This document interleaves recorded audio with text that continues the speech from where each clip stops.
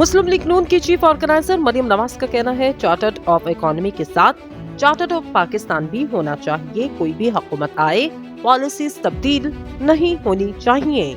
मरियम नवाज ने लाहौर में federation of Pakistan chamber के चार्टर्ड ऑफ इकोनॉमी सेशन से खिताब करते हुए कहा 24% शरह सूद पर कौन सरमायाकारी करेगा। 2-3 साल के लिए आंखें बंद कर लें और किसी से ना पूछें कि पैसा कहां से आया। तमाम तरक्की पजीर ममालिक में ऐसे ही होता। मरियम नवाज का कहना था नवाज शरीफ का एजेंडा मईशत की बहाली वो मिसाक़े मईशत को ताबीर देंगे और इदारों की फिर से तामीर नौ की जाएगी। इन्होंने कहा कि नैब के इंतकाम का खात्मा करके कारोबारी बरादरी के तहफ़्फ़ुज़ात दूर करेंगे।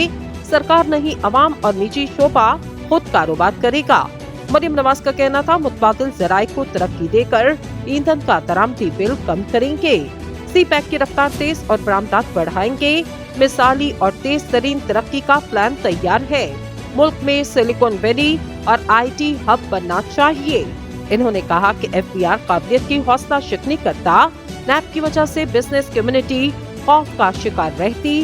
पहले लोगों को पैसा कमाने के काबिल बनाना है, फिर इनसे टैक्स लिया जाएगा।